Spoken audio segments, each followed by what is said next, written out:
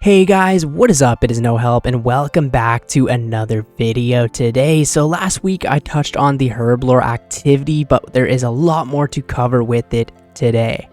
So basically this is going to be the feedback for the Herblore activity. So we've taken all of your feedback on board and spoken to the Varlamorean alchemists to refine the experience and incentives for this new Herblore activity. Thanks for over 13,000 of you that filled out the survey. Your feedback goes a long way. So for those who want a quick summary of changes, here you go. So investigating XP rates during balancing with your feedback in mind. Reordering the herb component list to reflect Herblore level instead of grand exchange value. Adding Torstal onto the list of usable herbs. I like that one actually because there's a lot of things. I have a ton of Torstals and I can't actually use them all, right? They just keep stacking up and they give a lot of farming experience as well. Gameplay will not be based on UI and will focus on in-world elements. Another one that I really like as well. Players will be able to use unfinished potions to get paced. That was something a lot of people were talking about, right? Because a lot of, say, Ironman, for example, will just put all of their herbs right into the unfinished potions. And then say this update goes live, you got all the unfinished potions, you have no herbs left, what are you gonna do? So that's a W for sure. The herb mill is being renamed the refiner. The centrifuge is being renamed the agitator. All names will be reviewed to give them a more fantasy feel. Okay, fair enough. Introducing the potion of goading. With the update, this potion will set aggro on non-aggressive enemies with a 9x9 area around the player. Aggro cannot be stolen from other players using this potion. Okay, so at least you can't crash people with it. I don't know how I quite feel about this. This is a potion that is from Runescape 3, correct? Basically, you sip this potion, and it did say will set any non-aggressive enemies within a 9x9 area. So basically, you sip this potion, and all the creatures will come up to you, so you can AFK tasks quite a bit often, or quite a bit more anyways, and aggro cannot be stolen from other players. So the secondary for this potion will only be accessible through the activity. So I do like that you can't just grow the as many of these herbs as you want. You have to do the mini game in order to get the secondary to make this potion, right? So that is cool. And then the secondary for this potion activity, and the secondary will be tradable, so it's going to be something you mains anyways can farm and make a lot of money from. You'll be able to make this with the Herblore, with the required Herblore level, TBC, and yet to be determined existing herb. Okay, so I don't know exactly how I feel about this. It definitely will make Slayer a lot better. It'll make certain tasks a lot more AFK. Potion packs will now scale with your Herblore level. If you can't make Ceridome and Brews, for example, you'll either not get any Ceridome and Brews or have an extremely rare chance to receive one. So I do actually like this because, for example, say a low-level Ironman account who wanted to take on the Fight Caves, right? You usually have to get a, 81 Herblore to make Sarah Brews. So I was thinking if you could easily get Brews from this method, it would kind of make it a lot easier, right? But if it's extremely rare to get one, it's not too big of a deal, right? So I do like that. So it kind of makes Herblore, whatever you call it, still worth training. You can now use secondaries right from the reagents pouch when making potions. The reagents pouch will now function like the herb sack and be able to hold up to 30 of each secondary. We will be limiting where you can use this item. Okay, so that was one of those things, right, where I was talking about in the last video. Say you are able to take this to, say, Hill Giants or something, you could just bring a ton of I basically have 30 extra inventory spaces for this. Other people are talking about some niche scenarios where you'd be able to, say, take it into somewhere like the Inferno or wherever. I'm sure some players will come up with some crazy weird uses for this item to make it super powerful and be able to carry a lot more health with you, if that makes any sense. So when purchased, the Amulet of Chemistry Eye will come with some charges, but can gain more by using normal Amulets of Chemistry. The effect of the skilling outfit has been moved to just the goggles. The rest of the outfit will still be offered as Fashionscape. The effect of the skilling outfit has been moved to... So, that's really odd to me. I don't know why they're doing this. Maybe it's because people love Fashionscape so much. That's really weird. The effect of the skilling outfit has been moved to just the goggles. The rest will be offered as Fashionscape. Very weird. The pre-pot device will come with some level of presets for easy customization. The pre-pot device will now be tradable. Wonder how much that is actually going to cost, especially like day one. I can see it going for like, what, 100 mil or something. Potion storage will be accessible via the bank. Perfect. Love that about the potion storage. UIMs will not be able to access the potion storage. RIP to UIMs. In the near future, we'll release a new blog with more details on balancing gameplay and reward interaction for your clarity. And poll questions have been added to the news post. Experience and herb value. We saw a lot of discussion around the activity, but it's clear that some of you need XP rates to make an informed decision. While we aren't going to be sharing experience rates in this news post, we want to make it clear that we've heard you, and we are going to be taking that feedback into the balancing stages. This also goes for the breakdown of component values. While it won't be updated in this news post, that list will be corrected to reflect Herblore level unlocks compared to the previous sorting by Grand Exchange value. Finally, for all the Torstal fans out there, we've added this high tier herb to the roster of components. Because we don't want to rush these balancing changes, the hope is to come back with another news post in the near future to give you some more insight into the activity in terms of gameplay, experience, and interactions with some of the rewards. Gameplay and UI. A lot of the complaints we saw when trying to visualize this activity is that you don't want it to feel like the Giant's Foundry, as you spend a fair amount of time focused on the progress bar for clarity in the actual game. The only visible UI element will be the order list. However, your feedback has promoted us to investigate other methods of communicating this information such as NPCs shouting out available orders. We want this activity to be about engaging with the world, not focused on a UI. The pacing will also be faster than Giant's Foundry. Wow, that's very interesting. Faster than Giant's Foundry. When it comes to actual gameplay changes, we saw a ton of people wondering if unfinished potions could be used in this activity. While that wasn't the case initially, we don't think it's a bad idea. So the mill will be renamed to the refiner, and you'll be able to put both herbs and unfinished potions inside to get your paste.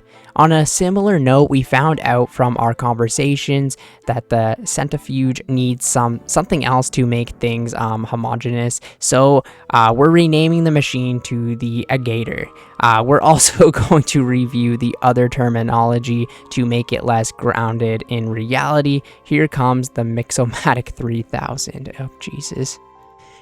A new challenger approaches. The rest of this update will focus on rewards from the activity, and before we get onto the old, let's start off with something new. We saw a lot of feedback wondering why no new potion comes from this activity. After all, this is Herblore. So to keep the Herblore theme going strong, we want to offer a new reward, the Potion of Goading. Goading? I don't know. Is that how you pronounce that? Goading? This potion will allow you to set aggro on any non-aggressive enemies within a 9x9 of the player using it. That's what it's called, an aggression potion on RuneScape 3. This means not only could you re-aggro enemies who've wandered off, but lure in enemies that don't normally pay you any attention, like Dust Devils. Note that you can't use this potion to steal aggro from other players. I like how they added that in. I don't think that's a thing in RuneScape 3. I'm pretty sure you can still steal from other players. Let's give you an example of how this would work. A player is slaying Dagonauts in the catacombs.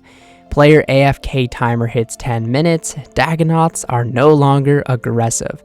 The player drinks a potion of goading. The player's AFK timer is reset for the next 6 minutes. Every few seconds, the effect of the potion attempts to find a mob whose southwest tile lies within a 8x8 radius of the player and automatically aggroes them onto the player. For unaggressive enemies like Dust Devils, the secondary effect of this potion will attract any NPCs within that range towards you. I really don't know how I feel about this on old school, but we'll see what the players decide. We expect this potion to be effective against most attackable NPCs, but we'll be exploring any areas such as inside raids or against certain bosses, where the effect should be negated. Needing a yet to be determined unfinished potion as the base, you'll be able to earn a new secondary from this activity that will act as a reagent to create the potion of goading. We hope you like the idea of this potion and the fact that both the potion and secondary will be tradable. Potion packs.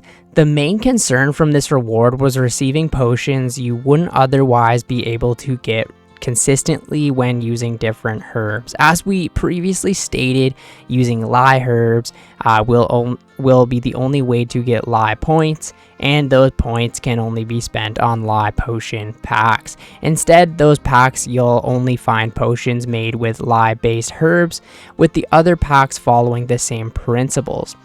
We've also added restrictions on what potions can be obtained from packs dependent on your Herblore level.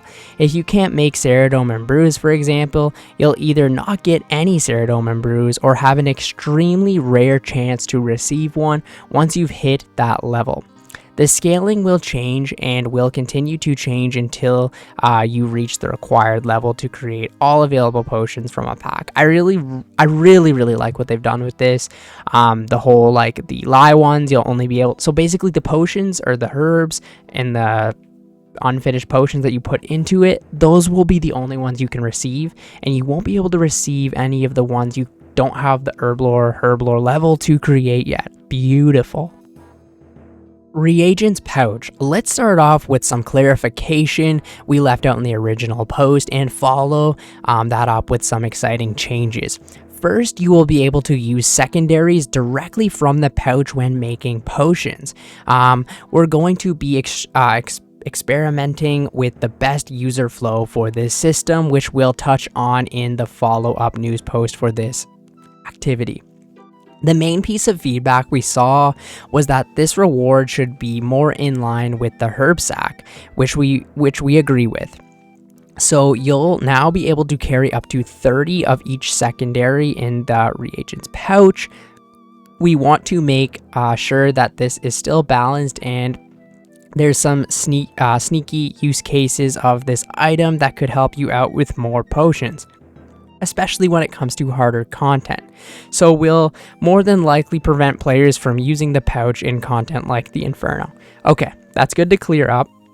So it looks like you will be able to take this pouch on, say, Slayer tasks that drop, say, Limpwort Roots, for example.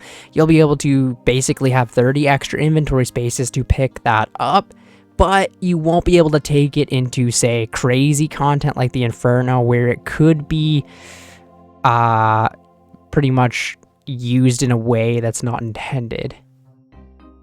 The Amulet of Chemistry Eye. We saw some confusion about how this reward would work, and definitely saw a preference for one method over the other. We think that we can come to a solid middle ground for this item, as you'll be able to purchase the Amulet of Chemistry Eye as a separate item from the shop. This will come with a decent number of charges, but you will have the ability to add regular Amulets of Chemistry to it for more charges. So you'll either keep pushing for multiple Amulets of Chemistry Eye, or bag yourself one and keep it sustained with the standard versions. Skilling outfit. The idea of the skilling outfit has become a hot debate recently, and we've seen plenty of players who don't want to have to wear a full outfit to gain the benefits. Fashionscape is important after all. Jesus Christ, people want to wear their gnome scarves. I guess it is what it is, man. We're going to move the full effect of the outfit onto just the goggles, but also give the option to purchase the other pieces of the outfit from the store for the pure drip. So basically, you only need to buy the goggles for the full effect. Is that not overpowered? Like, that seems so dumb, in my personal opinion. I get it, but like, we still have to wear graceful, right? They're not going to just put it into one, say the boots, and then you get the whole graceful effect. I really don't understand this. We think this has opened a bigger conversation for skilling outfits in general, and we would like to think about that space in the future in a way that respects both the outfits and your elite fashion sense. So maybe maybe this is my take on it. You should have to unlock the full outfit, and then basically you can combine them all into one item. So say you really like, say, the goggles, you can combine it all into the one item, but you should have to buy them all to get the full effect, in my opinion, right? We have to wear graceful for the run energy effect. Why do we just have to wear the goggles for the Herblore effect? God damn. The pre-pot device. Okay, let's move on to the biggest reward of the bunch for our last two feedback points. Like any good concoction, we want to make potion chugging feel smooth. To do so, we'll be offering customizable presets for the device. While you liked that most of the rewards from this activity are untradeable, this is one exception, so as a little treat, it will now be tradable on release. I can see this going for so much money. I don't really know what to think about it, though. It's kind of a weird thing. Now, for probably my favorite of the rewards for this is the potion storage. Let's finish up with some farther information about potion storage. From the survey and conversations online, it was clear that keeping storage focused on the bank is the way the majority of players wish to interact with this storage solution. While we haven't got the specifics of that system, we want to come back soon with some updates on interactions with both this reward and the pre-pot device, as well as refined lists and gameplay for the activity itself. Stay tuned. Finally, to quash any concerns for players, Ultimate Irons will not be able to access this storage, RIP. That's it for feedback. We've updated the news post below to reflect these changes and added the poll question so that you can see exactly what you're going to be voting on the upcoming Herblore activity poll. Thank you again for all your consistent feedback and interaction. We're super excited to show you more soon.